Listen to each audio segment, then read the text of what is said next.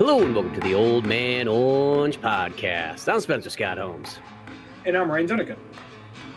And we're coming at you with the Old Man Orange 10-year anniversary. Going super big here. I know. Whoops, I'm going to get you there. To block out Ryan already. Boom. But, yeah. And you know what?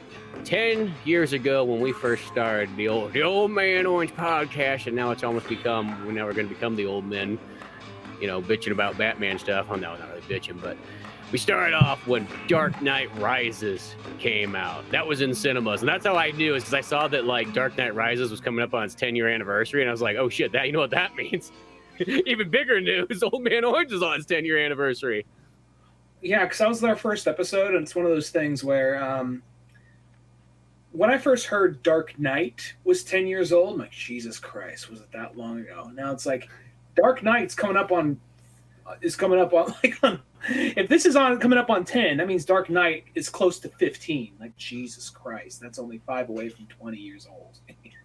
Which is... I don't even want to think what Batman Begins is now. Oh, God. Oh, my God. You're right. Holy shit. You're right. I mean, I we know were in high school. We were in high school when Begins came out. Yes, we were. See, I mean, I don't even want to, like, you know, go with, like, when Batman 89, because that makes it even older, and I know that's what we're talking about.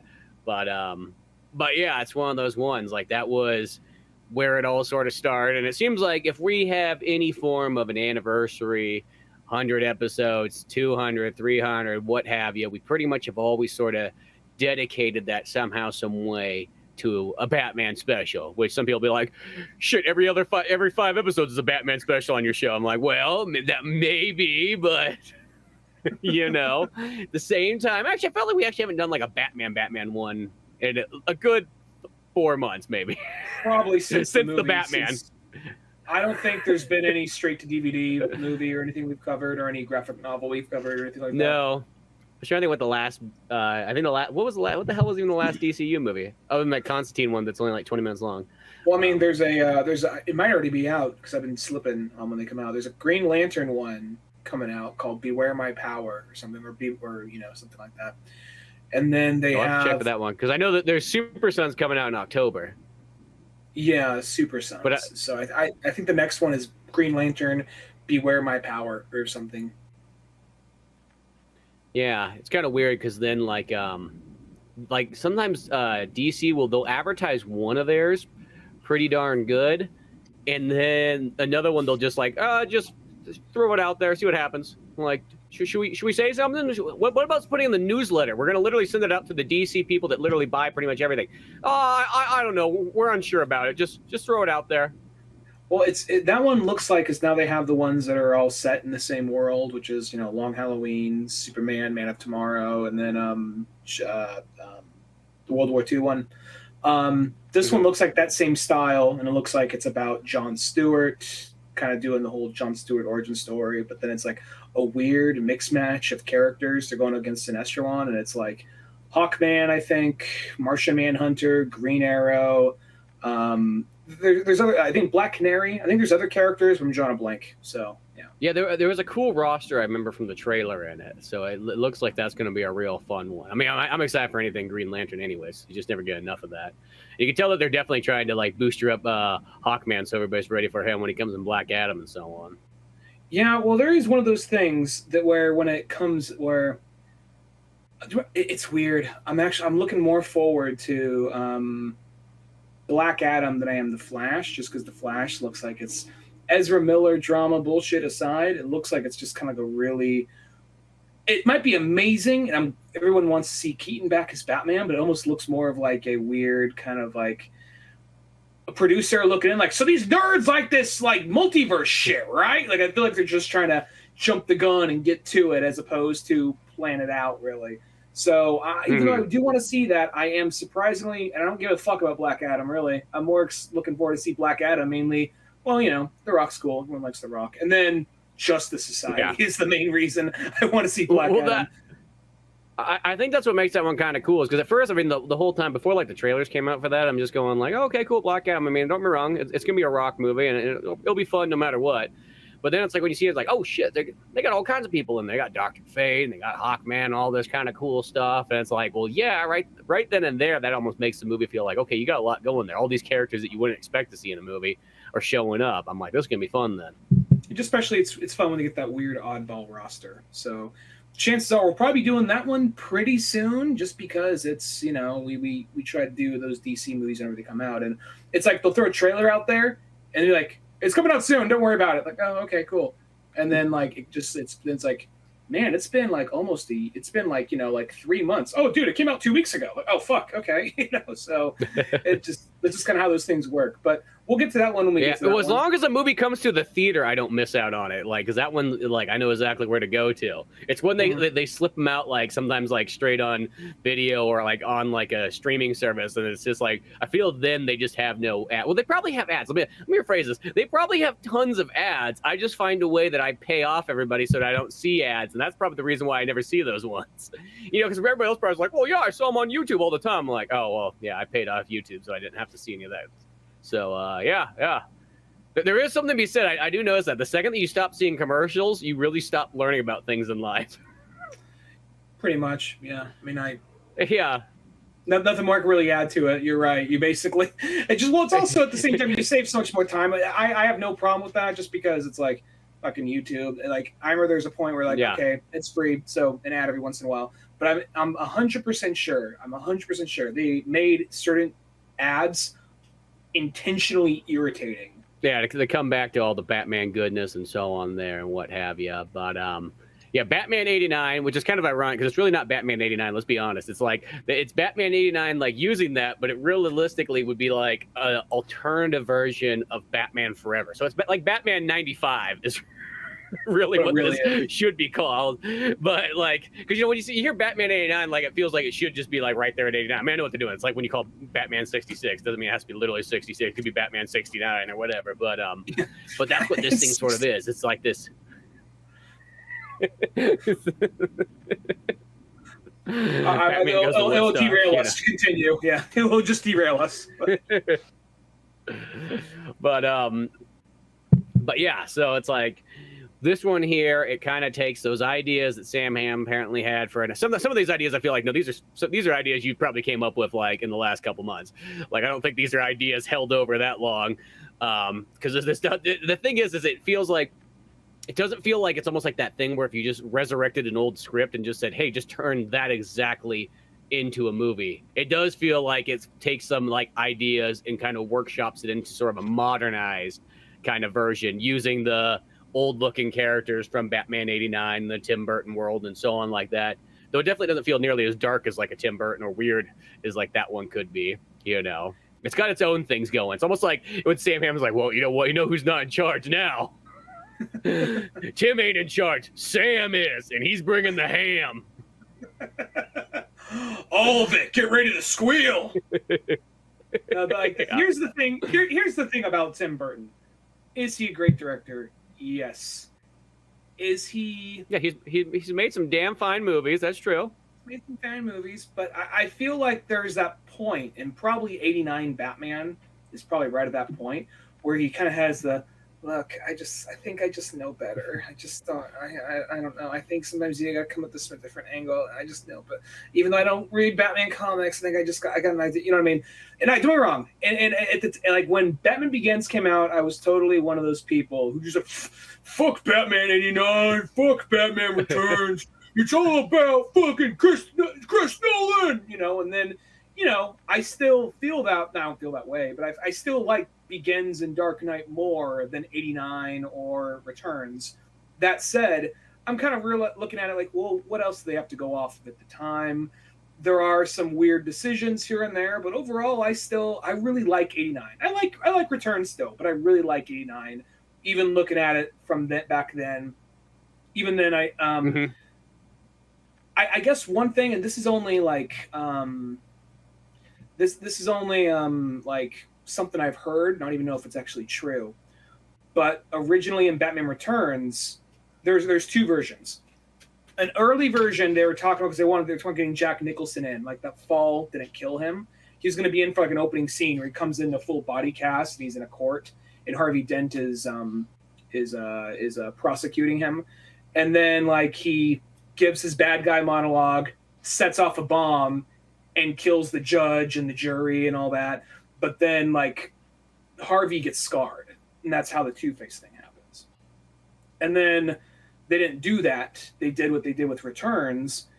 And then I heard something that was originally going to happen, and this could be all total bullshit. I heard that they were going to do something like Max Schreck, the Chris Walken character, was originally meant to be Harvey Dent. At the end, when Catwoman puts the plug to his face, it doesn't kill him, it scars him, and he would be the villain for the third film. Yeah.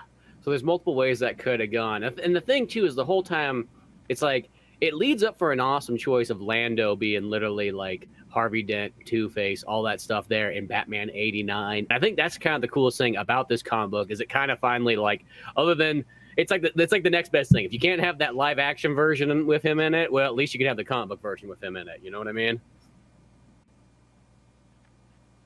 Yeah, exactly.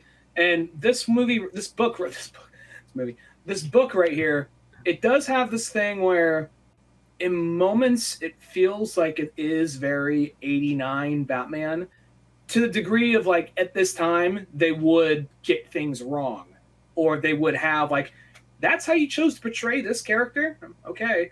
But you think about it, in that time they probably would have done something kind of like that. But then there's some things where I'm like, that's a little too accurate, or that is a little too kind of like, it feels like there are moments where it takes itself out of 89 Batman and more of just kind of like a straight Batman comic with Billy D. Williams as Two-Face. But then as it goes on, it kind of goes back and forth, and it becomes more 89-ish as it progresses. Yeah, that's what I sort of felt too, is I felt like it kind of hopped back and forth between different styles of what it was sort of trying. And that's the thing, is like, it sometimes felt like 89, but then sometimes it just felt like this could be just any like standalone like side shoot kind of spin-off comic, and then it feels kind of like, okay, now we're kind of back here again, and so on. And I mean, for the most part, I enjoyed the majority of it. I thought it was overall pretty interesting. I do like all the Two-Face stuff. I think that stuff's all kind of neat in there. They even do the thing where they sort of underuse Batman a little bit in it as well, like, which I feel like that was more just like what people have talked about over the years, that he was kind of underused. But I feel like when you're a kid watching it, you don't notice that nearly as much. You just see Batman as like, oh, he's Batman, look how awesome he is. But in this one too, it's like, well, now you have the chance not to underuse him, and now you're kind of underusing him. Well, I think that's also another thing, is at the time it became like, for Tim Burton, he was more into the monsters, he was more into the freaks, and sure, he's a guy running around dressed as a bat, sure, but not as freaky. Sure, Tim Burton is a freak. Yeah, but I'm just saying, he's just like, I was gonna say he's more interested. Yeah, sure, it's a guy running around dressed like a bat, but he's more interested in the actual monsters. He's interested. He made, and rather than making Penguin a disgraced aristocrat with a fucking wobble, he made him a fish man that lived in the sewer. He was like a circus fucking freak, you know. And then like Joker, I mean, he was pretty accurate with Joker for the time. So this one kind of does the same thing, but it takes a little while for Harvey to become Two-Face as we know of him, or as we think of him, and it does do the thing where maybe he has some flawed views, but Harvey's not a bad guy. Once he becomes Two-Face, it overtakes that. Yeah, exactly. Well, that's kind of the thing, is it does have a nice build up to it and everything like that here. And I don't know if it's necessarily Sam Hamm, but Sam Hamm sure does it. It feels like he really hates like the Gotham City Police Department, because he makes James Gordon and Harvey Bullock out to be kind of like complete assholes for the most part. Harvey Bullock is kind of Jim Gordon. First off, we gotta, because if you look at Jim Gordon in the '89 movies throughout the Batman Forever and then Batman Around, because originally, now they treat it like it's two separate universes, but at the time it was the same. That was part of the same series. And then there was this big question like, wait, why is Harvey Dent suddenly like Tommy Lee Jones? That's like the one glaring thing. But well, when he got that acid in his face, it was like he gave him like reverse Michael Jackson, or I guess full Michael Jackson. He has the same thing. He has like, what was the Uncle Ruckus thing? I have what Michael Jackson has, but in reverse. Yeah. I know. What was I saying? Like, there's the whole part where because Jim Gordon carried on over there, and like Jim Gordon was barely a part of it. It was just like he's Jim Gordon by name. Beyond that, he could be fucking cosplaying as Captain Crunch, and then just kind of comes in. Like there's even that part like because they don't even hardly interact with each other in '89. There's that part in Batman Returns where Batman stops like the circus gang or whatever, and Jim Gordon's like, "Oh, gee, Batman, you did a good job. You go, it's cool. You're busy. I get it." Yeah, one day he's gonna talk to me and give me a high five and just nuzzle my hair and tell me I did a good job. Does he remember that time that I put my jacket over him when he was a little boy? Oh, no, he doesn't. He's just walking away. Oh, it just took off. He's out of here. So, and they do this. They make him kind of like they walk this middle line of making him because he's not like a cartoon character like that Jim Gordon, but he's like the size of that Jim Gordon. But he's like dressed like it's kind of like if you know what it kind of is. It's kind of like Jim Gordon from the Harley Quinn show, but give him just like another month of like depression. You know. Well, yeah. Well, I mean, I will say they even do the thing which is kind of interesting in it because they sort of take it like that thing that, hey, you know, Jim Gordon's kind of barely in those movies. Well, we're gonna kind of explain to you why. Like even his daughter barely sees him, just like how you, dear audience, have barely seen him. Even Barbara's barely seen him and all this kind of stuff. And like at first, it kind of works in there. I mean, like I'm not saying it's a bad thing. I think they kind of are using what they sort of got, but it's still it kind of just makes them seem like, oh, okay, Jim Gordon just is kind of a buffoon, and he is kind of messed up, and even steps down from like commissioner and so on, and Barbara doesn't really want to see him even all this stuff. You're like, Jesus, this poor guy. Well, they even do something because like they make Harvey Bullock an asshole, but that's the thing about Bullock is he started off as an asshole, and in time he became a trusted cop. He did start off as a dirty cop, so I'm okay with that. The thing with Jim Gordon, he just kind of like. Well, he wasn't that big in the original movie, so it makes sense that he's not that big in this, but he's a little bigger. You know, you find out that like they put the bat signal out there to scare criminals, but Batman and Gordon actually have a little phone thing communicating because apparently cops kept on going up there and busting the thing down, like fuck the bat, you know? Yeah, you know what I mean. Like he doesn't pay taxes. Because that's what it all gets down to at the end of the day. It's not about anything else. They're just pissed off that they got to pay taxes and Batman doesn't. More or less at the end of the day. And then the big thing is like I could definitely see you say you're doing this in a comic or a movie now, but what the fuck are you thinking? But in this right here in 80 and around this time, they would have done something like this. They make Barbara dating Harvey Dent. Yeah, well, and I think that's actually kind of works because it's a different part. First, because she was so old looking, I'm like, is that Jim Gordon's wife? Like, sorry, honey, I left you for the district attorney. He's a much more handsome man. You, Barbara, like, no. He just comes waddling after her, like, wait, Barbara, and Harvey turns, smiles, gives him that Billy D smile. He's like, I get it, it's good. No, you made the right choice. I can't be mad at that. Because that was the thing I was looking at her because she looks just like way older in it. You know what I mean? Because you think that like, okay, if it's gonna be Barbara Gordon, she's gonna be like 16, and it's like, oh no, she looks like she's like 36 in this. And then I was like, at first I was going, gosh, poor Jim Gordon, like getting double screwed over. But then it's like, oh no, it's Barbara Gordon. I'm like, well, that's actually still kind of an interesting kind of thing there. Because in this version, instead of her ever being Batgirl or anything like that, she just literally does police Barbara Gordon instead. So she takes over as commissioner and so on like that, and she's in a relationship with Harvey. And I think that one actually kind of ties it in nicely, not in too much of like a convoluting way or anything like that. Yeah, and that's not me complaining about that, but that's just at the time. That's when it was, or like that's at the time you'd expect that. But I feel like if you said in the movies coming out like Jim, like Harvey Dent's dating Barbara Gordon, like really, you're doing that? Because I think we all just think of Barbara as somebody in her either teens to early 20s. So, but for this at the time makes sense. So, and they're trying to. I think also maybe. Oh, go ahead. I was just gonna say, as I think also that they're maybe thinking, even if you still kind of kept Forever and Batman and Robin, like if this was in between those two, maybe for some weird reason. I mean, I know it's a different Two-Face, but maybe they're thinking because in this universe, technically Batgirl's Alfred's niece. You know, I don't know if they're going with maybe something like that, and that's what kind of switches up. So that's where I also thought too. I'm like, well, by that standard, this actually kind of works out. I see how this is all kind of rolling. Yeah, that's true. That's true. And then, you know, it kind of opens up with Harvey and Barbara having dinner, and then Batman watching it, like, what's this motherfucker doing? You know, and then, of course, some of Joker's old gang comes in, and within the crowd, you know, it's Halloween, so they're just doing anarchy in the street, and they present somewhere in there. He's doing the whole coin toss thing.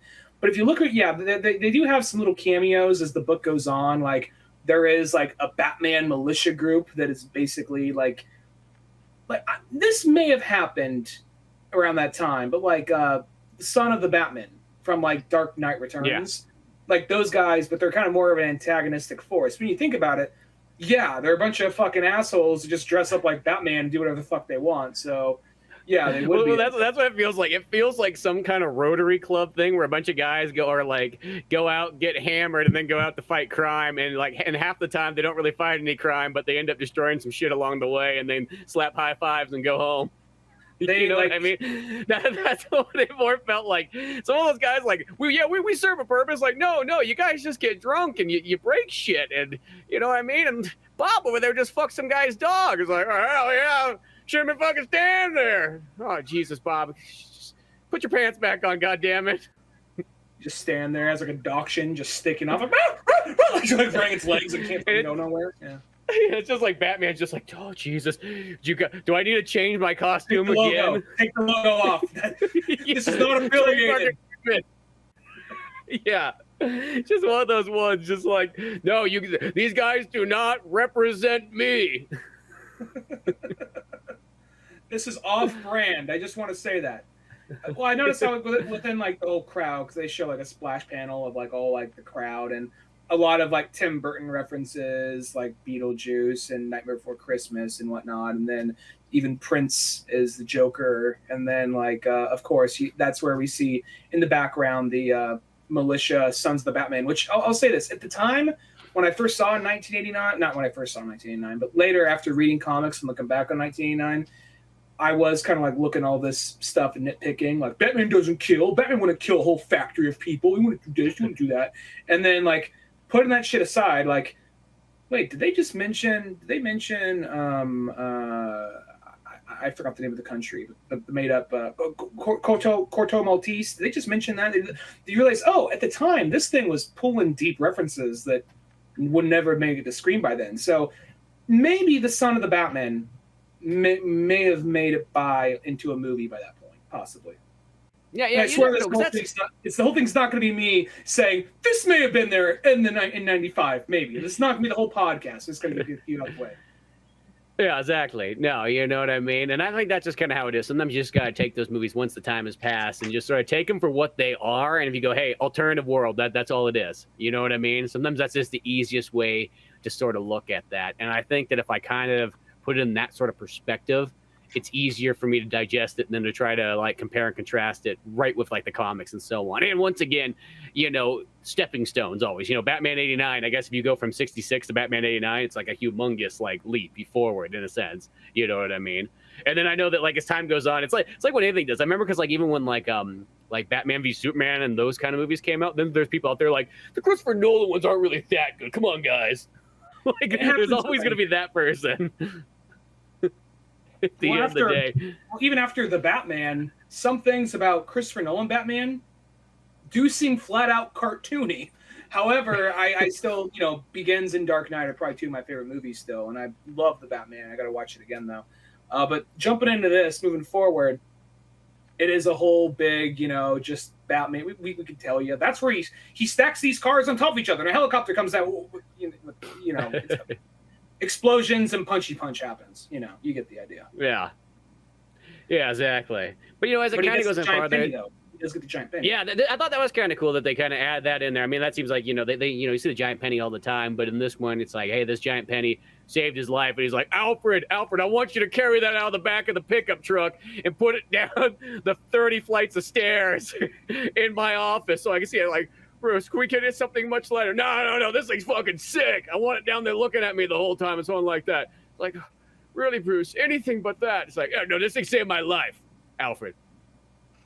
Nothing else has ever saved my life like a penny has. You know what I mean? It's like a symbol, you know what I mean? You know how us rich people, no matter where we owe, we always pick up a penny? You know what I mean? Me and Gene Simmons have that same philosophy. And, you know, that's what keeps us rich. Put the giant penny up on the wall, Alfred. You have no idea how much this penny is worth, Alfred. Okay? You don't realize that. You don't realize it. I just can't. You know, and then it's just like, look, I'm going to make your job easy tonight. Get the penny down to the Batcave. I'm going to make myself some macaroni and cheese, okay? I'm not going to have you do it. I'll do it. Just get the penny downstairs. And then we just... I'm doing easy, Max, so I won't hurt myself this time. The Batman shape, so you understand why. You got a lifetime supply of this shit. Can't let it go to waste. And then I would love if they had like just like a 15-minute scene of just Alfred like rolling slowly rolling, and then gets to like the stairs, like, so help me Christ, you dent one of my cars, like, there's like, fuck, you know, just like down each step, just like if it was a movie, like it'd be like a whole like 20 minutes out of the movie just watching him get this thing down, no dialogue other than what he is muttering to himself for like fuck. Or it'd be like one of those ones that would cut to like other scenes. We'd go back to like Harvey Dent. We'd go back to like New Robin or any of these other things. And then 20 minutes straight. 20 minutes, hold on it. 20 minutes. It's a statement. It's a statement. It's a statement. Put this penny to good use. You know. But yeah, so this penny really comes back around in the long run too in this book. Tell you what, you know what I mean? Like, you know, at first I thought I was like, okay, that's just kind of cool. That's just Batman adding to the trophy collection. No, this penny will stay in the play for a while. How many Batman movies have come out so far, and not one live action movie has had the penny yet? No, they don't really use technically like the trophy room stuff beyond the suits, I feel.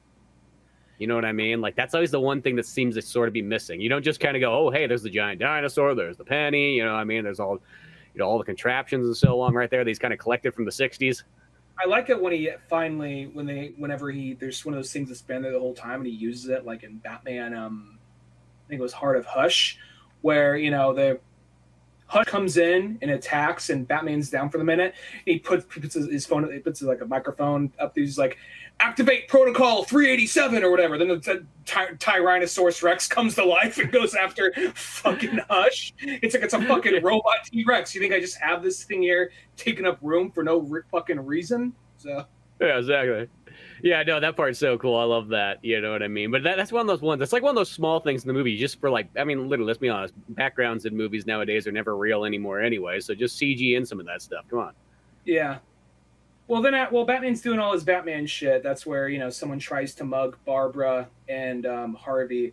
And Harvey, you know, is not taking no shit. He at some point takes off his watch, socks a guy in the fucking face with it, takes his gun, and he says, like, I don't know, like, please don't kill us, man. Like, I don't know, maybe I want to fucking kill you. He's doing the whole coin flip thing. He's just like, if it's tails, I'm going to blow your fucking brains out. And he flips it, and then all of a sudden, just like, it runs off, like, you guys got lucky. He's like, oh, I make my own luck. Two-headed coin, ha.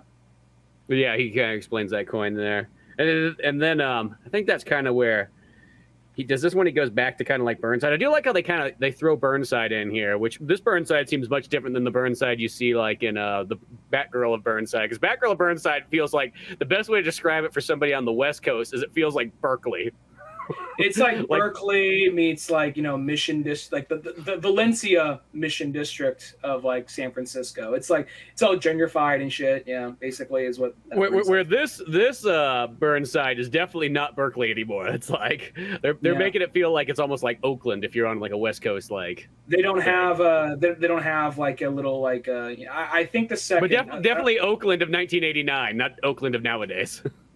Well, it's also one of those things like, well, I don't remember what stand-up comedian said. This is like, you'll notice your hood turning in. It was a black comedian, just to clarify. He says, you'll notice your hood getting gentrified the second you see like a dog grooming place and has a name like Pup and Away or some shit like that, you know? So he says like, if that's when you see it, I hope it's rent controlled. Just saying, you know? So, and like, so that's basically Burnside in the modern comics, but right here, I'm wondering if Burnside has been there and it's just something they've brought back in more recent years, because every so often there's characters or things like that. Like, I assume Deadshot's a character that came out in like the 80s or 90s, but he's a character that goes back to like the 50s or 60s, and he was like, "It is I, Deadshot, the gentleman gunman," or some shit like that, you know? Yeah, exactly. Well, that's one of those ones too, because realistically, I mean, I felt like when they had the Batgirl of Burnside, that's when that kind of got traction. But I can't really, I couldn't tell you a comic off the top of my head that I remember, like, hey, here's Batman in 1976 going to Burnside. It could be. I'm not saying it doesn't exist. I'm just saying I can't tell you off the top of my head of one that I have read where he does do that. So, you know what I mean? I always assumed Bloodhaven was more or less like the rougher part of Gotham. Yeah, that's what I always felt too, is because that's what, to me, like the way that I always sort of looked at it was that Gotham's kind of like, I mean, Gotham has its problems and so on like that, but Bloodhaven's like the real kind of rundown area, the sketchy neighborhood, the thieves' den kind of thing. And then I always looked at Burnside, it's like, well, that's kind of where all like the sort of yuppie douchebags and college kids hang out. Like, that's how I always sort of picture it. So this one here, I don't know if there's just Sam Hamm taking it. Maybe he got Bloodhaven confused with like that. Except for Bloodhaven, I don't feel like actually like this. Yeah, I feel like Bloodhaven's literally, that's just where you go where like every alley's crime alley. You know what I mean? It's just before where a tech startup landed there, basically. Yeah, you know what I mean? But it's just, I think it's kind of cool that they use, it in a sense in here too, because just I feel like beyond Batgirl, once again, I just don't see it that often. You know what I mean? And that's the whole thing is Harvey Dent's kind of running for, well, he sort of left his community, but he's sort of like, running for all the stuff he's doing in Congress and DA and all that stuff to kind of like booster that area and so on and like fight for everybody who lives in that kind of section, because that's the section that's been kind of cut off from Gotham. Did they even describe it once, like with it, like he's running away, like it's just farther in the book, but he's in like the subway train. They're like, we were supposed to be connected by a subway system, and then the money ran out, and so they stopped building. I'm like, well, that is what happens when the money runs out. You know what I mean? That just, you know what I mean? It's like, and so we couldn't get there. We had to take buses that take, like 3 stops to get there and so on like that, or whatever the heck he said. One of those like New York City like kind of things, like, that kind of issue. Well, it is one of those things they bring up that like all the money went to this crooked criminal or this crime boss or whatever. That thing that always happens in Gotham politics. And, yeah, there's also in Burnside, that's where they have their own. It's Robin. They don't say it's Robin at first, but it's basically. I'm wondering what they're, because the Robin in this universe, he's basically a vigilante kid, and he goes by Drake Winston. And I think because originally they were talking about, I think Damon Wayans as Robin back in the day. Like, I think he was one of their first choices back in the day. And it's crazy how many times you hear they wanted to get Robin in Batman. The first Batman, as well as Batman Returns, but then it ended up not being until like the end of Forever till he finally got in. Like, there was apparently a draft, like an early 70s draft, where the movie was very ambitious. It was like 2.5 hours long. Rupert Grint was the bad guy along with Joker, and I think even the Riddler maybe. And then Robin comes in the last act, and then I think even another version of 89 Batman, when there's like a chase scene with Joker and Batman.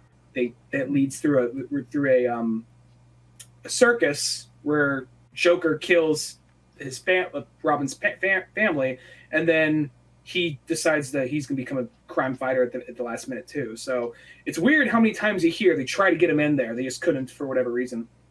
Yeah, well, because I think there's a lot of people out there that had a hard time picturing Batman without Robin. You know what I mean?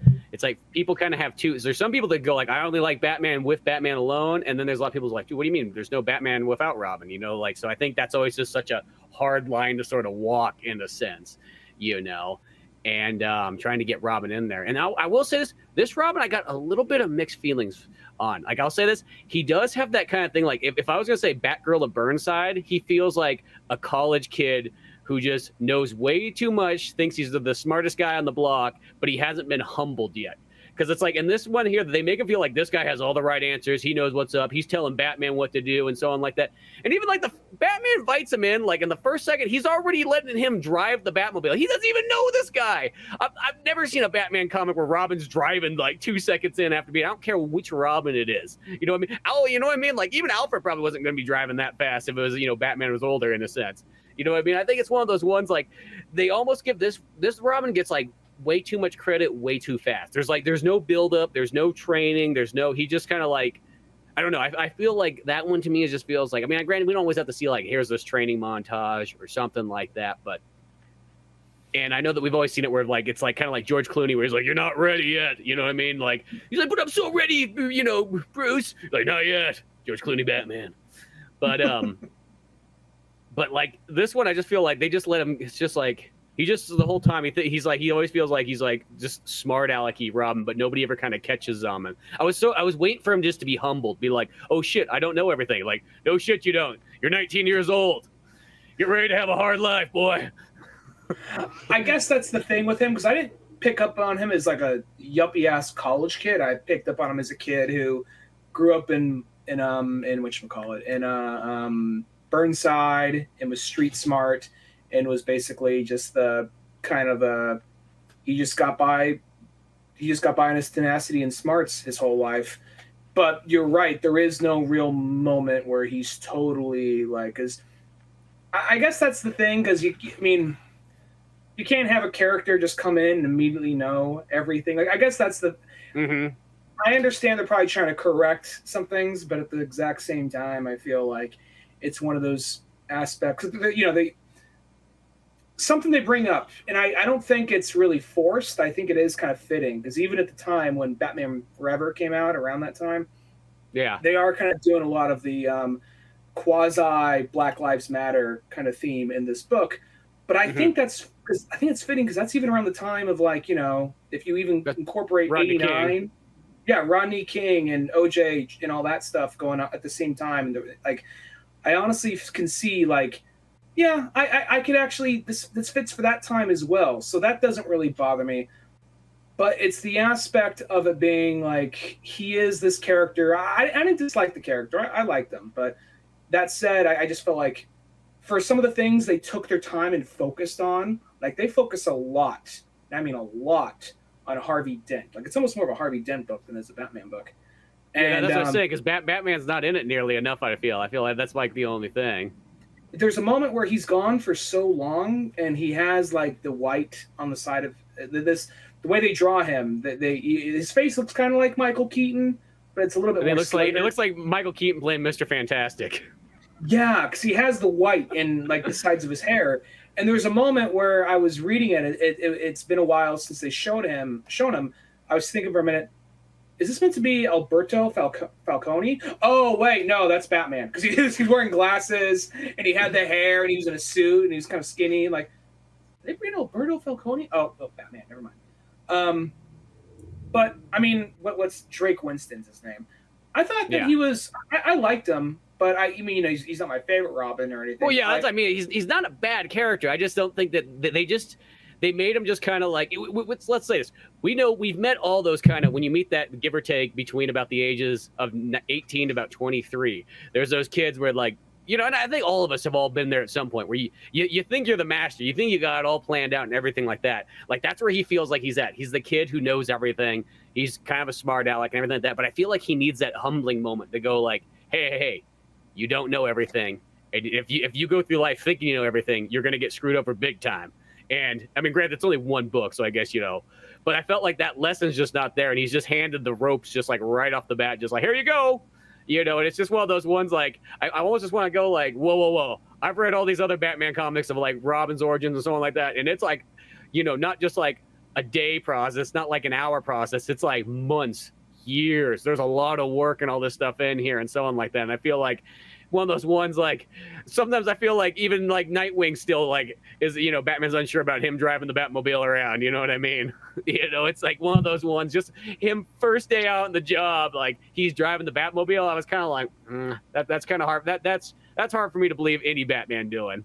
Yeah. I mean, I know that we say any Batman, but also keep in mind, I'm not saying this is an excuse, but I mean, 89 Batman, and there's other things they really did differently for this and that. So I'm like, okay. Like, my thing is, I was waiting for him. Like, he didn't really bother me, because I figured, from his perspective, he is this kid who's grown up in this neighborhood while everyone talks about how amazing Bruce Wayne is and how amazing all this is. And then you have these assholes, the son of the Batman. They're not called that in this, but that's mentally who they're supposed to be. Yeah, that's exactly who they are. Coming in, trying to tell people what to do, coming into their neighborhood and trying like, we're just patrolling, you know, we're just making sure nothing happens. Like, you don't fucking live here, asshole. You know, like that kind of shit.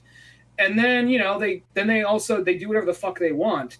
So the idea that, like, I can understand why he would have this grudge against Batman, and it's not, and maybe even a little bit of a grudge against Bruce Wayne. But then, you know, he sees them in action, like, oh, okay, maybe they're not so bad. But there's even some moments where, right off the bat, where Bruce Wayne is trying to help, and it's obvious he's trying to help, and he's still talking some shit. And then, you know, he's like, well, you're pretty good. You deducted it, no problem. So here's the keys, you know? So yeah, it's just so fast. It's not that he's a bad character. It's just, I feel like it's just too quick. And it's just one of those ones where, like, he almost is one of those characters that has, like, no flaws. And I feel like that's sort of like the thing about it. It's just like they try to write him too cool in a sense, you know what I mean? Where it just gets that, like, whoa. And that's always, like, you always gotta be careful. You make a character too cool, and people notice that right off the bat and go, something's wrong. Wait a second, what's going on here? Yeah, and I didn't think it wasn't anything that really bothered me that much, but I was a little bit, I was expecting something to happen and make him. I mean, he saw him helping out, but it was, you know, I already said what I said, so it is what it is. But yeah. the character's not god awful, but it does happen. No, he's not bad. It's just I just don't think he's written that well, I guess, is the thing. Or not, like, the parts of it isn't. You know what I mean? I think it's one of those characters that maybe if you pump the brakes a little bit on, you know, Harvey Dent's, give him just a couple extra pages for being fleshed out. And just give him a humbling moment. That's all he needs. He just needed to get his ass whooped about once and just have Batman save him or something like that and be like, you know, like, you're drafted into war. There's even like, I feel like this book is so focused on Harvey Dent and Drake. Like, for a minute, I was like, oh, right. I was like, sorry, now I'm skimming through it on my iPad. I'm like, oh, right. Catwoman was in this. Yeah, I know, because she's just sort of thrown in there, by the way. It's like, oh, yeah, by the way, we need to fit her in there. Like, it does kind of have that thing where, like, there's enough space for all these characters, but, like, they definitely get really lost in all that stuff. And I feel like the Harvey Dent stuff's not bad because, I mean, that's sort of, like, in a weird way, I feel the average person buying this book is going to see Batman 89 and be like, cool, more of, you know, the original 2 Batman movies. That sounds exactly up my alley. Not really thinking that, like, oh, it's going to really, like, focus on Harvey Dent and so on like that. I feel that's, like, more the deep cuts where it's like, but man, I always wanted to see Billy D. Williams like Harvey Dent, see that kind of fleshed out. And that's what this book really does, is it gives you a lot of that. And I think that's kind of the most badass part about it, is you do get to see that. And that's kind of what you could be coming in for. But I could see a lot of other people being like, Jesus, it's like, where the hell's Batman at in this story? His name's on the fucking cover. Well, truth be told, even though I love 89 Batman, he's not the best Batman, really, when you think about it. He's not the best Batman at his job. And that still rings true to this, because it's still him just like, well, I'm trying to help. I'm trying to do stuff. Let me see what I can do here. And then, like, you know, and then it always comes down to, like, Catwoman putting Batman in his spot, or Drake Winston, New Robin, putting Batman in his spot. So it's kind of a couple of things like that. And Batman, yeah, sure, he beats up some goons. Ultimately, he wins. But even the final climax, which I'll say, Harvey Dent, even though, depending on the version you have of him, he's not really a big fighter type character. It's more is kind of like, for Harvey Dent, you do kind of need that tension, that, like, good end of good, bad, and the ugly kind of tension, like in Dark Knight, like that. It's all just a coin flip away, from going bad to worse, or, you know, saving the day or whatever. And it fits that, but at the end of the day, like, the last action scene of this movie isn't really, like, if this was a movie, not I said movie, but, like, if this was a movie, people would say, wasn't it fucking weird how, like, Batman didn't have a big battle at the end? Like, he's just basically wheelchair bound. He's like a wheelchair. It's everybody else handling shit, and then he just comes rolling in like, Harvey, don't, you know? Yeah, it does kind of have a weird one, because, like, you know, yeah, it's like, it's almost like the final Batman sort of battle is when they're in, like, the underground subway tunnels that never got finished to Burnside, and that's where Two-Face has been making his, like, holdup and so on like that. And of course he releases a bomb that, like, you know, collapses onto, you know, Batman down there, and then he snaps some candid camera pictures of him while he's laying there half exposed. because the whole thing of Harvey Dent. Well, I think kind of the cool, interesting story of Harvey Dent, if we kind of back trace that just a little bit farther, is that he's kind of going on the search. You think he's kind of going after money at first. He just kind of says that, but I think that's just a way to get a bunch of goons on his side, where he just picks up a bunch of Joker goons and what have yous. But the thing he does is he just gets all this evidence where he just gets all this stuff on all the crime lords. They got Falcone even in it, some of the police, people, even Bruce Wayne and yada, yada, yada. There's all this stuff that he sort of got on everybody. And that's what he's sort of using against everybody, is all these like photos and evidence and all this stuff to kind of get his way. And I think that's just kind of a cool, interesting way to go about it. Yeah, that right there. And then plus, at the end of the day, he is one of those people where he has, because sometimes they just make like, "Hi, it is I, Two-Face, the greatest criminal mind ever." Like, hey man, we should be doing, "Shut the fuck up, Harvey." They kind of go back and forth. Sometimes like that, or sometimes he is like he has the right motivation. He's just doing it the wrong way. And even in this, it's kind of like he has his intentions are well, but he's doing it the best way. And if anyone gets in his way, so be it. Or sacrifices have to be made for the better good. And the whole thing is, there's people out there because they don't know he's Two-Face. They don't know he's fucked up. They don't know he's running around killing people. And they have people like protesting for him and standing up for him. And then he goes and hires some of Joker's old goons to go and attack these people. And Batman's like, "Harvey, people died. Like, they died for a good cause, So, it was like, with their deaths, we could get so much more done. And da-da-da-da-da, So, yeah, sure, he becomes like he becomes a villain, obviously. But he's not like, it still feels like Two-Face logic, really. Yeah, like Two-Face logic, I guess, is it's a maniac's way of trying to get to like peaceful resolution, I guess, is like almost like the best way to sort of look. Like, he's trying to do good, but he's gonna create chaos on his pathway to it. You know what I mean? There's still that kind of there. And even like, that's kind of interesting because I like when he hires those Two-Face goons, or not Two-Face, the Joker goons, because all those guys is like, there's that part where like Drake Robin, swings in and kicks on one of the guys, and he's kind of questioning the guy, like, "Who are you trying to shoot down there?" He's like, "I don't care. I'm just shooting for chaos. That's all I'm here to do." He just said, "Hey, shoot whoever you want. So I'm just going to shoot anything that moves." You know what I mean? I just think it's just like, that's what you get when you get a Joker goon. Yeah, and there's even like the whole part where he's where I for a minute I was like, okay, this world's version of Falcone. Like, you think that's how Falcone would look?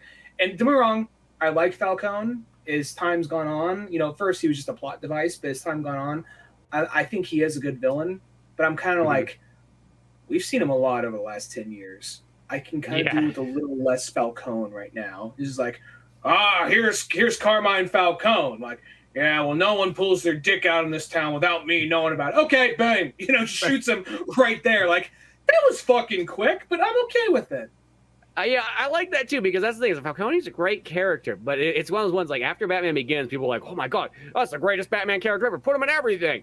You know what I mean? It's just like, pump the brakes a little bit there. Great character, don't get me wrong. There's some great storylines with him there and so on. But Batman, I think the thing is, Batman's got so many like villains. He's got villains for days. You can pretty much make about 50 movies and still never hit the same villains twice. You know what I mean? Like one of those ones we can go on for a long time before you have to start recycling anything.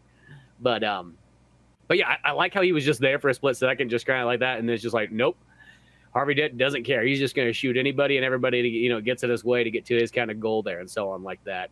And then it's even got the weird thing too, where Harvey Dent, once he starts talking to himself, he starts getting this weird like mind-bending like parallel dimensions reality things where he's like, "Oh, the Harvey Dent in this universe," and so on. I was like, for a second, I'm like, really? Are we going with more like mystery dimensions? Is that just gonna be the thing we're gonna start seeing like everywhere now? I feel like it's kind of meant to be two things. It's meant to be ramblings of a crazy man.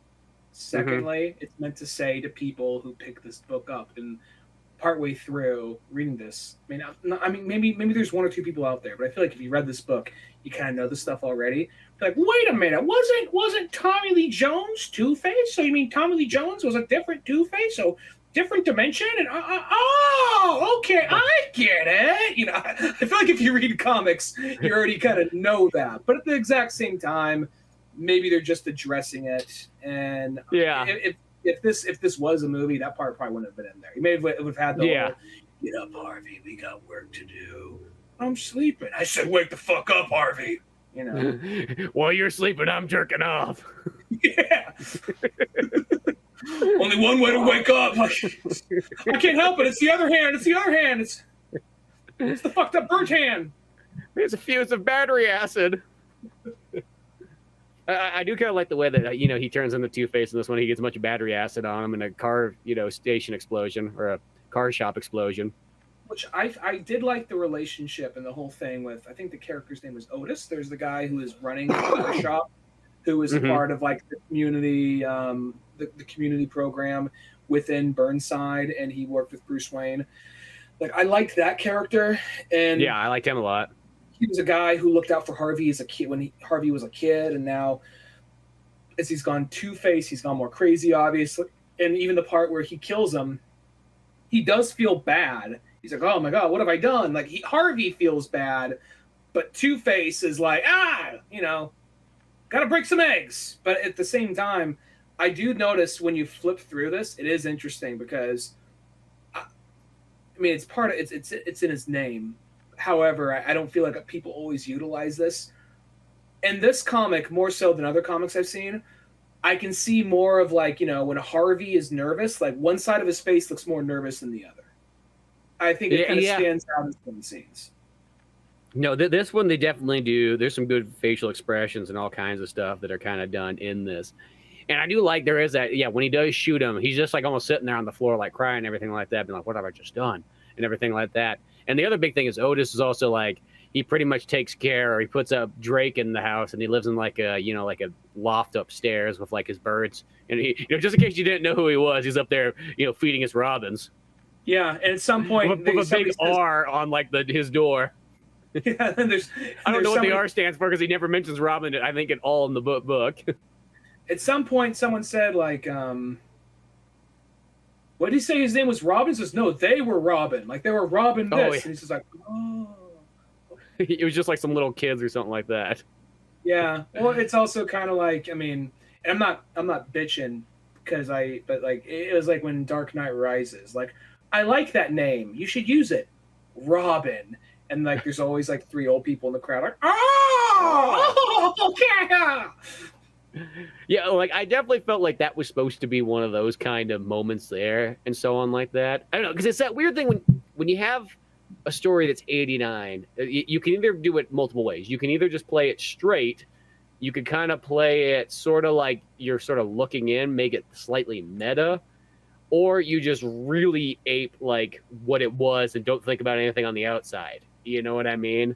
And sometimes I feel there's sort of a mix of all that together so that it's sort of looking in from the outside while trying to continue it forward, but then it's sort of got this meta / not feel and so on like that. You know what I mean? So it's got kind of a weird thing. Like almost sometimes I feel like, would it be best just to go like, okay, I know this is technically in this same universe, but since it's the third one and you got kind of control of the script this time and you're not going to have Tim Burton get in the way or any producers or whatnot, let's just play it straight. How about that? You know what I mean? And don't worry about that other stuff.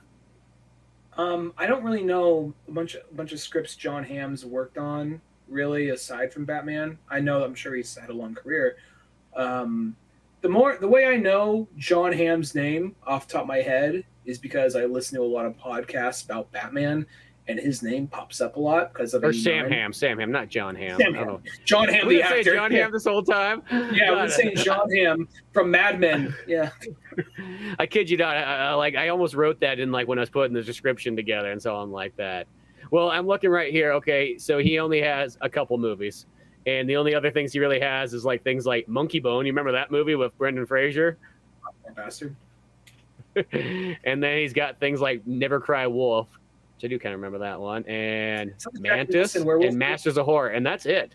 So it's like that's gonna be weird. You could write one of the like most iconic movies of like not just a generation, not of like a decade, but of like a whole like people still quote 89. So you could write one of those, and you still afterwards like.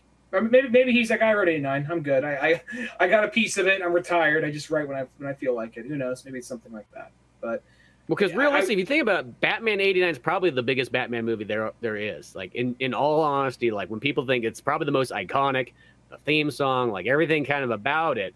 not saying it might not be everybody's favorite, but it's kind of like the biggest kind of like when people sort of think of a Batman movie, that definitely probably comes to most people's minds. It's either that or Dark Knight by this point. Yeah, Dark Knight's definitely right up there. But I just, the thing about Dark Knight is Dark Knight doesn't have that. It doesn't have like the same Batmobile that you always see no matter where you go. You know what I mean? Because you don't really see, you know, the Tumbler kind of like as much as you see like the '89 Batmobile. You don't hear I'm like just the themes. thinking of like Heath Ledger's Joker and like, you know. No, yeah, I'm not saying it doesn't have that kind of stuff, but like I'm just saying like '89 is just that kind of movie that's kind of never really forgotten, you know? Yeah, that's true. No, it still is. Like I remember there's a point where I got all dismissive of it, but then I was just like, you know what, this is a good fucking movie. I was being a sneaky little bitch, but at the same time, I don't know, smooth. Sorry, hit me harder than expected right here. Anyway, you're like someone who was going to college in Burnside and just like thought you knew everything about the world, and then one day you got humbled and you're like, you know what, '89 Batman's pretty good. Yeah, it doesn't have to be exactly like the comics. It doesn't have to, you know, and then it is what it is. I wonder what Drake would say if he saw it. But I don't know. Yeah, Drake as good as the reminds Batman. the guy who would sit there like arms crossed, feet up on the chair, telling you everything wrong with the movie. He's at that age right now. He's one of those ones. He just needs to grow up a little bit more, and then he'll be like, okay, I understand. You know what I mean? Not everything has to be like a tour de force, if you will. Yeah, not everything is just like, you know, on or off issues. You know what I mean? It's like he's like, Bruce has got to explain to him like, hey man, there's a lot of gray in between there. Well, on Sam Hamm for a second. Don't know a bunch of his work. I mean, there's the Batman films, obviously. But he wrote a Batman comic, or was one of the writers on a Batman comic called Blind Justice. And it was more of like, hey, you just wrote the movie. You want to write a couple issues of the comic with somebody? Like, yeah, sure, you know. And in that book, ones runs into an office or somebody who's been working on Batman comics for 20 years. Get the hell out of here! We got a real celebrity in here now. We got a real writer. Go, shoot! Take this stencil. Yeah, like one of those. I bet you that's sort of what happened. You know, like, God, I've been working on Batman for 25 years. This guy's wrote like 2 screenplays, and he's already like in my office room. Not ready yet, Sam. Just like they're rolling just a red carpet as he walks in, throwing flowers. Like, here's your desk. They're just chucking the other guy's shit out the window.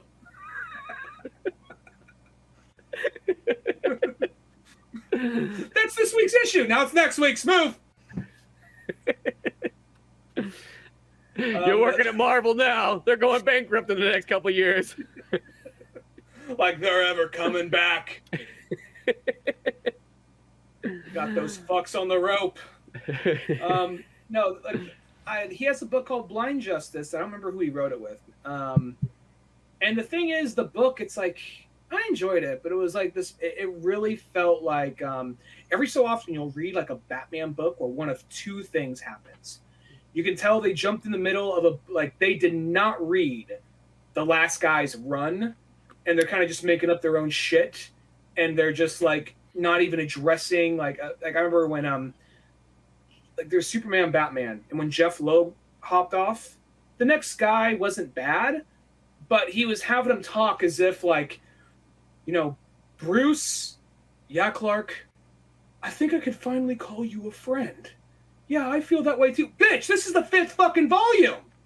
We fucking know that shit. They're out of this at volume 1. At some point he said that was my best friend. He beat the fuck out of a bad guy, and he thought Bruce was dead for a second. So, you know, anyway, point being, I felt a little bit of that with Sam Hamm's comic called Blind Justice, because I feel like when you don't know how to approach a character, you got to throw in some kind of like audience avatar.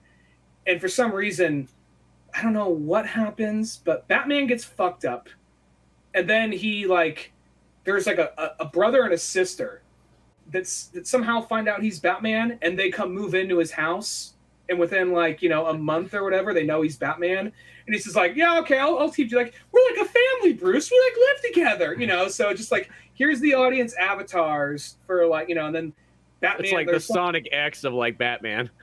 Kind of. And then at some point, like there was like there was a bad guy who created this contraption where it's kind of like that movie Gamer with Gerard Butler, where you can kind of control someone else's motions with your mind. So Batman was like, oh, my back's all fucked up, I can't go out and do this. So Guy, who's like a few years younger than me, that I more or less adopted, here, put this shit on. You can go out and do some Batman shit. He's like, okay, I'll do my best. And then he's like, oh man, this guy is not as good as my body. He cannot make this jump the way I can. And sure enough, the guy. He's going for it anyways. Oh fuck! No, I think he's zoned out. But it'd be awesome if he's just like, fuck, I can't keep gritting. You know? He's just along for the ride. He can't do nothing about it. Yeah. I haven't read the book in 15 years, but I remember reading it being kind of like... It sounds weird. That almost seems more interesting when you talk about it, because it's like, it probably is not as cool as like... but just, it's like, seems so bizarre of a tale that makes you kind of feel like I kind of want to read it because of that. Well, it's called Batman Blind Justice, I believe. I think that's what it's called. And it is a big book, technically, because it is the book that there is... Well, while he's doing this... I'm not going to lie, the main thing is kind of secondary. The bigger part is this is one of the times where we get flashbacks to his history and his training. And not a lot of comics at the time were doing that, if any. And this is one where it was the introduction to Henry Ducard. So he is one of the creators of Henry Ducard. Yeah, that's interesting. Well, that was just kind of neat then. And that's interesting because it circles back to the guy who started on this iteration of Batman, his character, to some extent, would be used in the next iteration of Batman, live action. Yeah. Huh. So yeah, that's kind of an interesting one right there, if anything. But yeah, it's kind of weird. It's like he doesn't really have a whole lot of scripts. So it's, he's just a guy who, just happened to write 2 really big movies and is kind of known for that along the way. You know what I mean? And please don't take this shitting on him. Yeah, well, yeah, it's not saying anything there, because it's like one of those ones like Batman '89, like the comic book. It's still a good read. Still cool, all kinds of interesting stuff's in there. Even if in a very long way to getting back around to this, when we get towards the end and we have Batman literally in a wheelchair, not fighting at all, just like trying to talk it out with Harvey Dent, which is another one weird too. Is like Harvey Dent's just like in the Batcave. Like, I know that he knows that Bruce Wayne's Batman, but how the hell does he know how to get in the Batcave? That's what I couldn't figure out. There's some things that just sort of happen in this thing where it's just like, what? That's a good point, because what ends up happening is, because that's where he shoots Otis, and then Drake comes, and then of course, like, here's maybe where he gets humbled, because Drake attacks him, and that's where Harvey's like, he's attacking me, and the whole crowd pulls back on Drake. There's one guy's like, get him! It's like, I don't care if that kid's lived there for 25 years. Son of a bitch! Yeah. Punch him in the balls! He's attacking our Scar DA agent, who's also dressed like a fucking clown now for some reason. So, yeah, nobody questions that. They're just like, how do you even recognize that? Let's be honest. How do you even know that's Harvey Dent? Really, if half your body's like disfigured like that, like, I'm pretty sure you're not even thinking that's the same guy. Yeah, no, it's one of those things where I love the design of him. Like the fusion of Billy D. Williams with Sad AM, not Sad AM. Why did I say? It's fucking Sonic. Like Sonic. Yeah, Sad AM Batman, as opposed to the Adventures is Sonic the Hedgehog. Live action. It's Sad AM Batman, as opposed to Adventures of Batman the Hedgehog. Yeah, no, it's Batman the Animated Series fused with Billy D. Williams, and that looks fucking awesome. And I really do. Don't get me wrong. We all love Chris Walken. But if that whole thing is true, that like he made a new character because he wanted an opportunity to work with Chris Walken, so he gave Billy D. Williams the bench. Like, dude, I think he fucked up. I'm gonna say, don't get me wrong.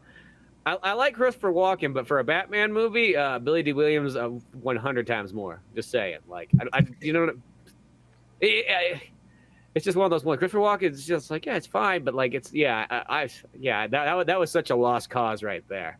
Because even still, like, this thing about just having Batman Returns and have it have Two-Face, Penguin, and Catwoman in it. Just have a big fat trio. Like, that would be even more amazing. I think it was going to be the thing where he doesn't become Two-Face till the end. I mean, he's still there as Yeah. a villain, more or less, but it's not until the third movie where he is. That's what I heard. Who knows if that's true? But because that's the thing about when you see Dark Knight. Like, usually I don't like it when people talk during the movies, but I remember when seeing Dark Knight, and it just felt good because it was one of the first times being a big comic book fan and seeing a comic book movie get a lot of respect for a first time in a long time, and being in the theater, and then the second when Harvey Dent's face gets all fucked up. And people, like one or two people behind me who I know had never picked up a comic in their life, were like, oh, fuck, he's that guy. You know, like that was one of those moments, just like, yes, bitch, yes, you know. Yeah, I was like, oh, now they got it. You know what I mean? Now they're deep into it. But but yeah, no, the design's super cool on there and everything like that.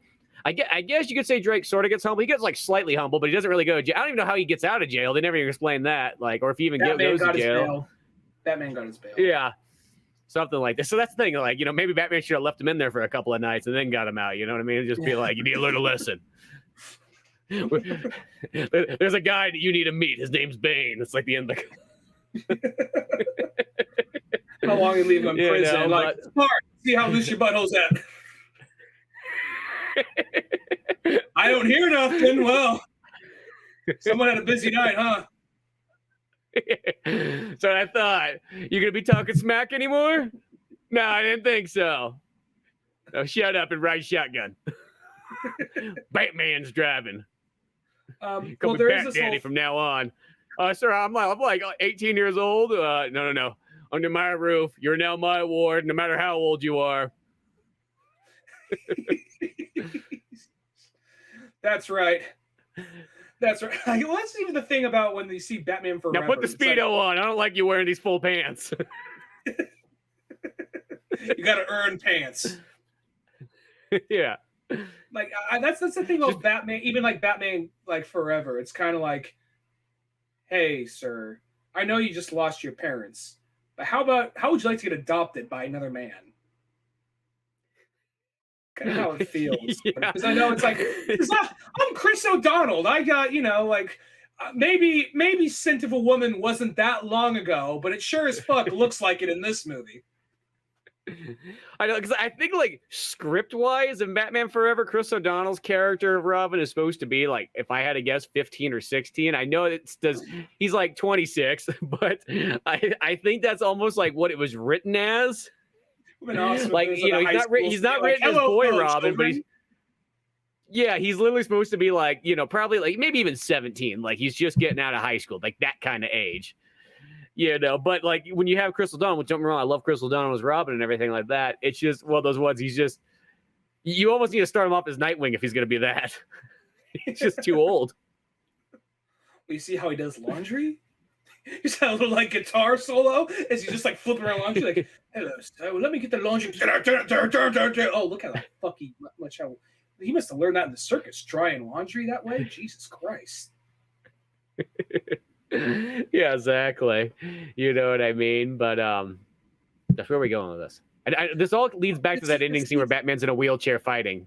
Yeah, well, the thing with this is it's also kind of like that whole scene with that is, so Catwoman comes down too, and it is this like really intense scene. Like the back and forth between Harvey and Bruce is good because you see he's getting like, he's regretting what's happening. He regrets. He wants to do the best. He wants to be good.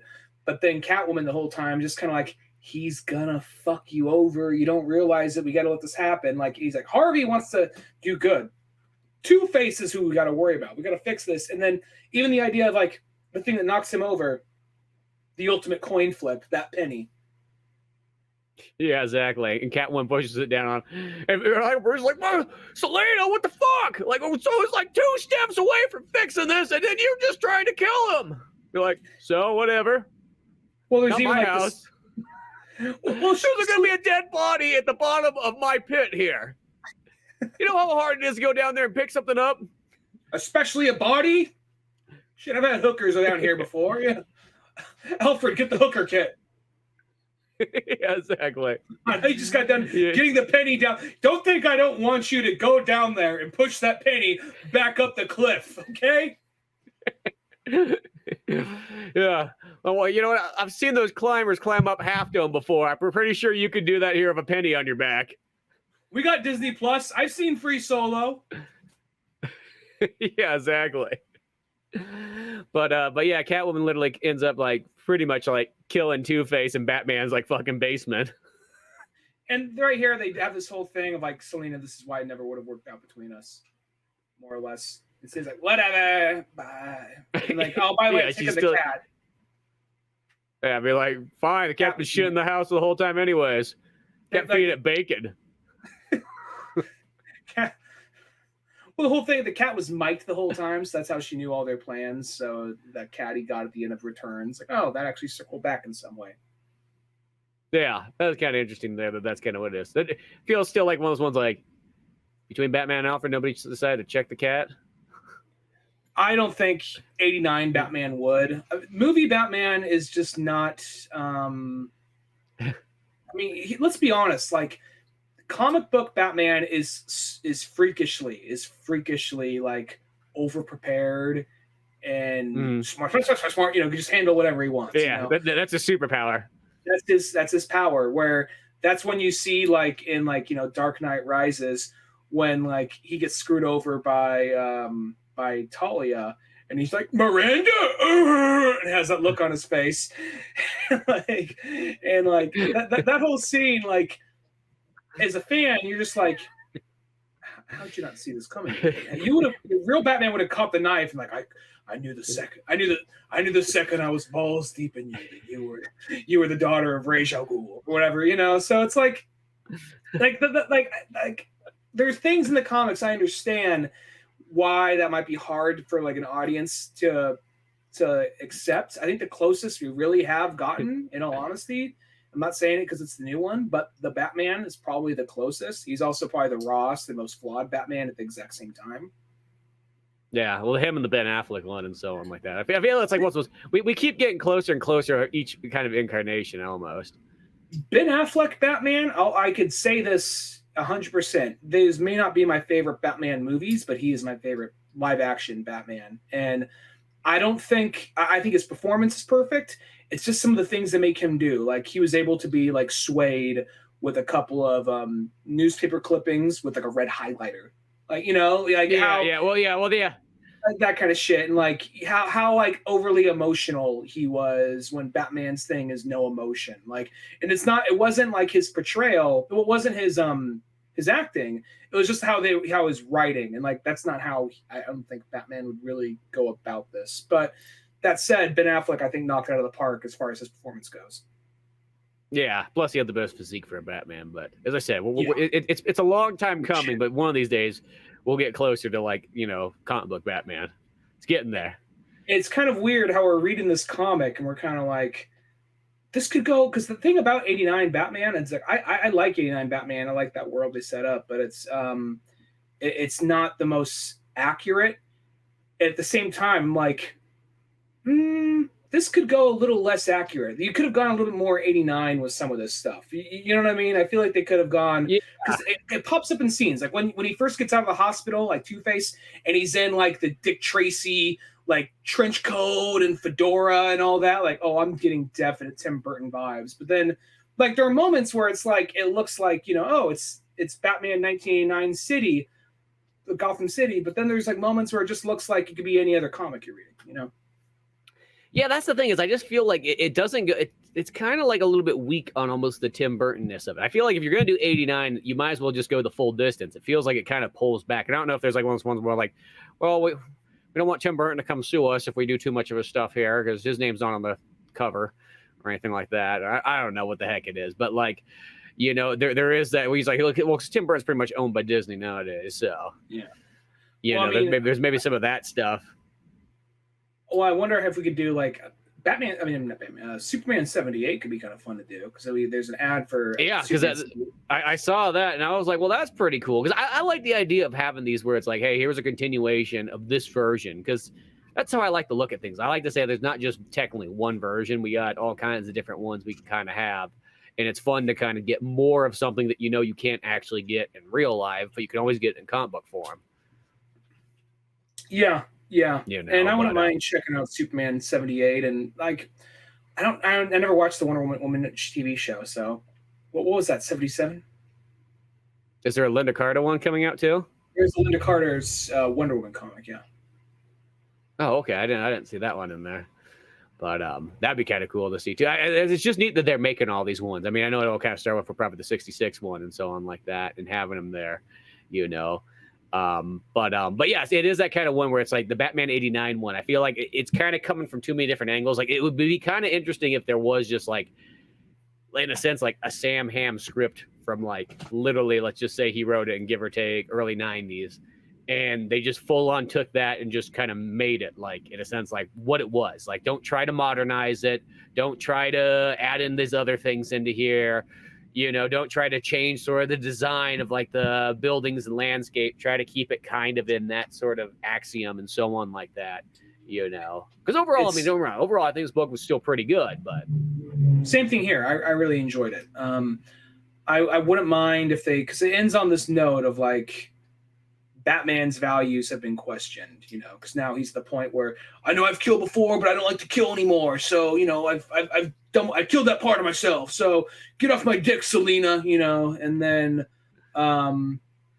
the signal goes off, you know, and he's just kind of like questioning, like, should I even fucking bother anymore? The signal goes off, he flips the coin, and ends before we know what he's doing. So it very much ends like there could be a sequel, you know, but at the same time, we'll see what happens. And it's also implied that like all that information about Bruce Wayne is sent to Barbara Gordon. So, and I think she implies that she might become Oracle or something kind of like that. So, you know, well, I'm surprised that like Catwoman would become Oracle. That's like how it was, because Catwoman, like her other job is Selena Kyle. She's a hacker, right. And I love how there's a scene where like Barbara Gordon's like, hey, so we got this computer virus going on at the police station, and you know, we never really met before, but you had good referrals or something. So come on in here. You know, I'm gonna leave the office for a bit, so just sit down at the computer terminal. You know, do whatever you need to do, work that hacker magic, and you know, we'll be back. You know. Yeah. It's just like you're just gonna leave some random ass person there at the police database, like the only thing is, I don't know, maybe it's I hate to sort of say, but maybe it's a Sam Hamm thing to do, is the right characters kind of to doing retarded things once in a while. Like maybe we've placed blame on other people throughout the years, but maybe it's one of these ones like some characters just do some dumb shit, like, you know what I mean? Like, you know, the thing that I like the whole thing is like, I did the Batcave. He's like, that was not me. I didn't do that shit. That was in a rewrite.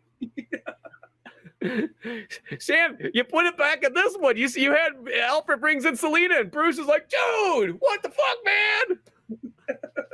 man? You're right. Catwoman goes by Oracle in this. That's right. I remembered something like that. Yeah, because she sends Barbara all this stuff, which that's actually kind of I know that's so different, but it's like that's almost kind of an interesting one, is just to have Catwoman as something like, just give her like, why not? Try something new, see what happens. You know, you never know when you might get something kind of cool out of that. Exactly. Well, yeah, this book was fun. I think maybe down the line might be fun to do one of the unproduced Batman scripts. I know we did Justice League, the George Miller Justice League. I know that there's apparently the Batman movie they're trying to make, the late 70s, early 80s. That script's out there. So that could be fun to check out, maybe. But we got to prepare ourselves. That's a 2.5 hour script. Yeah, well, we've read scripts that big before anyway, so it's not out of the question. But yeah, that would be kind of fun to do if we could find that one. Because sometimes some of those 70s scripts can be tough to find. Like they literally like lock them down, and you know. So it's like there's a 007 script that was supposed to be like one of the other Sean Connery ones.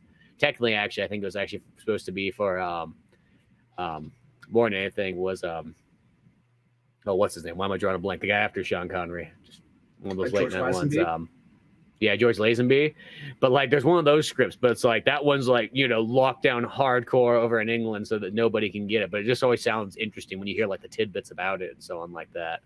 Yeah, those royal guards, they're not allowed to move, just guarding the vault, standing there with the fucking like their top hats. Not their top hats. Yeah, exactly. Yeah, the big old fuzzy hats and whatnot like that, like protecting the script and so on. But yeah, I think more of that would be kind of fun. I think that Superman 78 would be pretty neat to do too. There's just cool stuff here. As I said, this one's totally worth checking out. It's one of those ones that like anybody who loves anything kind of Batman 89 and or Batman 91, I guess. This one's kind of a neat one to go with, and so on like that. Like, it's cool. It's fun. You know what I mean? It might not be maybe exactly as 89 as you'd almost want, but that doesn't mean it's not still close and still something different. Still a fun script, still kind of like a look into what could have been. There's some things a little too new to know that, oh, this wasn't there in the comics this time, but still just interesting to see the 89 version of some things from the comics. So, you know, yeah, I hope they continue this series, and I just would like to see more of like, let's maybe like just villains we haven't seen yet, like at all. Like what's 89 Solomon Grundy look like, you know? Yeah, well, that's where I almost feel like that's where you could make the 89. That's a fucking Tim Burton villain. Yeah. I'm sorry, I didn't mean to cut you off, but yeah. Yeah, that's I mean, like the zombie character and everything like that. But I think that would be kind of the cool thing. And I can see this one because I think the Batman 66 like comic series ran for a good while. It wasn't just like a one and done series, you know. So it's not saying that this one might not have a couple more to go along with it. But yeah, no, fun stuff. I think always more stuff to do like that.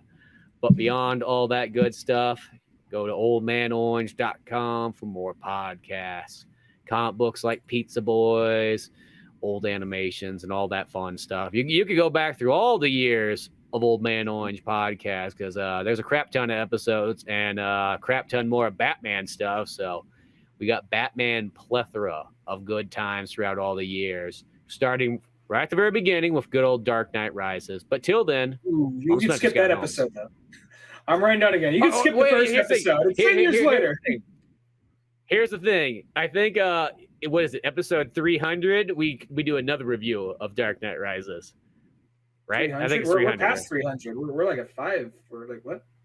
Yeah, no. I know you're talking. Oh, the 300. Oh, I get you. Yeah, gotcha. I think at 300 we did an episode of. I think that was when we did Dark Knight. Audio commentary to Dark Knight Rises, but we were mostly just talking shit the whole time. Did we do an audio commentary on it? I thought there was one where we just did a. We did an audio commentary. It was just basically us just bullshitting. We said, yeah, the movie's playing. Well, we're going to acknowledge the movie. We already said our opinion on it at some point. So it was just basically I think that 2 hours and 45 minutes of us bullshitting and occasionally talking about what's happening on screen. Okay, well, maybe that is. Well, whatever. I think that's like episode 300. See, this point where you get so many episodes, you can't remember where each one's at. But yeah, in there, whatever. Batman good times to be had. Check it all out. I'm Spencer Scott Holmes. And I'm Ryan Dunnigan. And we'll see you some other time. Later, folks.